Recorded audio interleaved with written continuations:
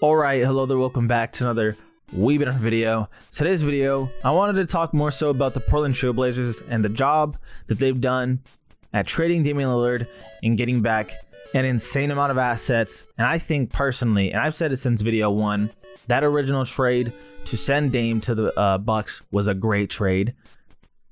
And then this trade just adds on to it. So first and foremost, we're actually going to look at the trade details for the Jrue Holiday trade. The Celtics are trading Robert Williams, Malcolm Brogdon, 2024 Golden State first round pick, 2029 unprotected Boston first to the Blazers. All that for Jrue Holiday. So now we're going to scroll down to this comment right here. That's an amazing return for Portland. And so they're going to detail what exactly they've gotten for Damian Lillard. And honestly, it's freaking insane.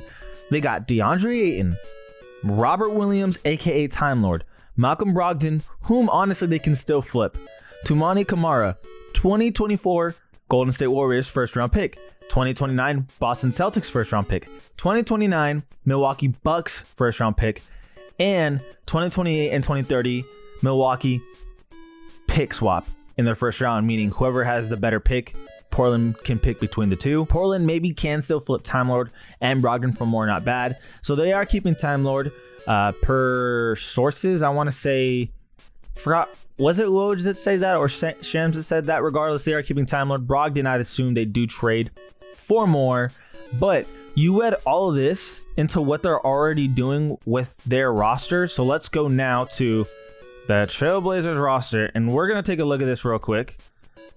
And obviously, headliner, Scoot Henderson, but Shaedon Sharpe, another solid player. Anthony Simons, a player with immense potential. Jeremy Grant got paid way too much, but he's going to keep him a little bit competitive. Matisse Thybulle, yeah, they're not contending right now, but I'm more so concerned about these three right here, Shaedon, Anthony, and Scoot. An amazing core to build around. Also adding Ayton to that picture, who is still young. How old is DeAndre Ayton? Let's talk about that real quick. DeAndre Ayton.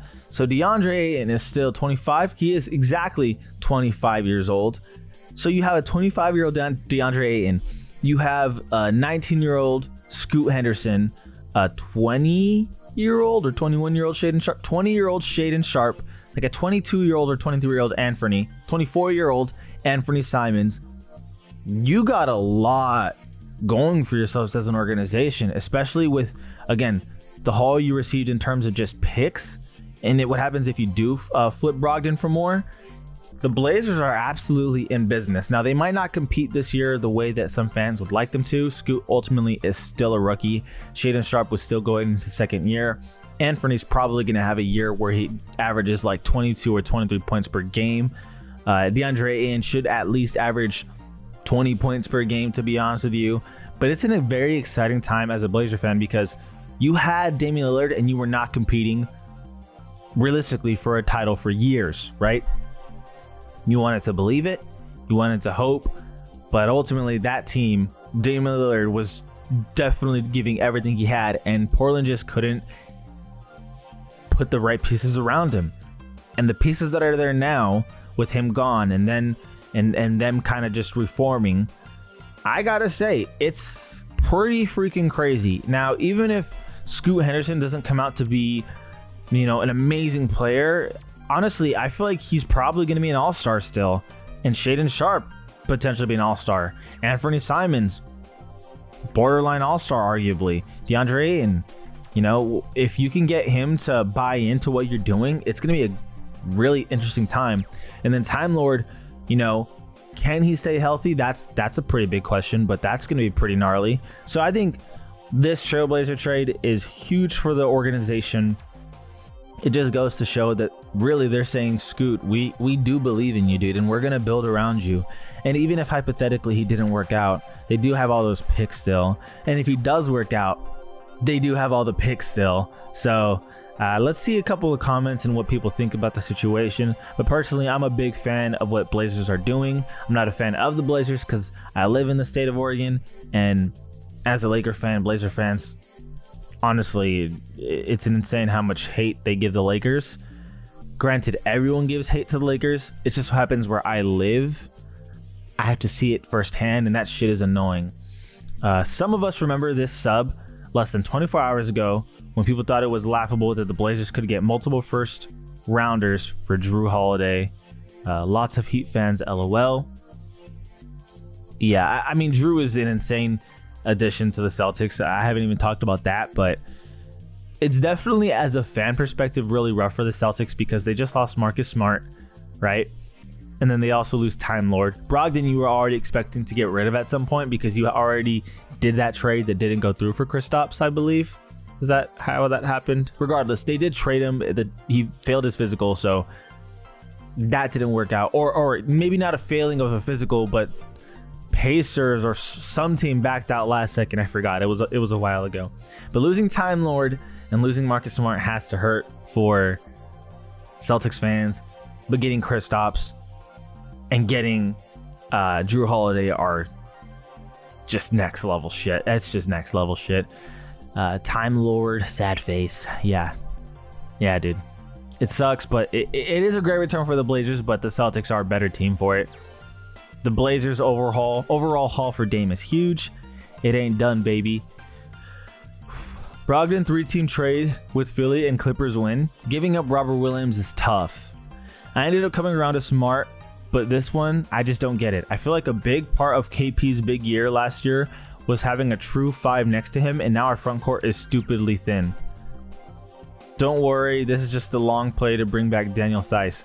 Honestly, though, I just think people need to kind of understand the impact that Jrue Holiday is going to bring, and that's a better defender of Marcus Smart and a better offensive player than Marcus Smart. I mean, he's just overall a better player than Marcus Smart, if you ask me personally. I know Marcus Smart won Defensive Player of the Year that one year, but Jrue Holiday is the definition of just clamps, dude. He is on your grill. I think the only player I've seen in recent times really just lit up Jrue Holiday was Jimmy Buckets going berserk.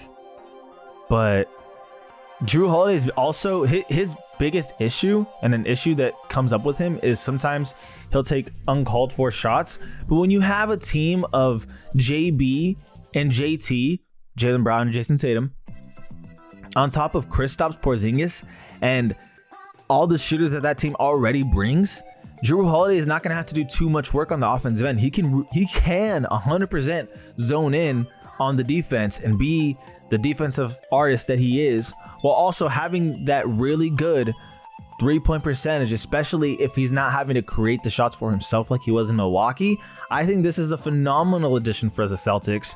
You know, I understand Robert Williams is tough to lose, but the guy's already having major injury-prone years. Like, Jrue Holiday has just been there time and time again. Portland low-key looking like they had a great offseason from where it started. Low-key is an understatement. I think it's high-key.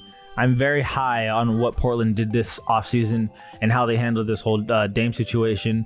The moment he wanted to go to the Heat only, Blazers took it in their own hands, and you know, Dame can be salty all he wants. If you're a Blazer fan, you have to be ecstatic about how all of this went down. It's about getting the best assets in return. The Heat could not have offered this shit. What you guys are getting is amazing, and Dame should be happy with Milwaukee anyway, so it's got to be a great time to be a Blazer fan this offseason. It may not be this season where it shows, but this season is only just a glimpse of what the future can be, depending on guys how Shaden, Scoot, Anthony pan out. So I really do like what the Blazers have done. Enough of those comments, though. It's a bunch of people just shitting on the Heat. Heat fans, tough time, maybe, probably, definitely, but love what the Celtics have done as well. I really think Jrue Holiday is going to elevate their team on top of already having really solid defenders in Jaylen Brown and Jason Tatum and shooters all around. And Jrue Holiday can bring to that as well. So ultimately, I love the trade for all sides. More so, though, I'm just really, really excited to see what Portland can look like.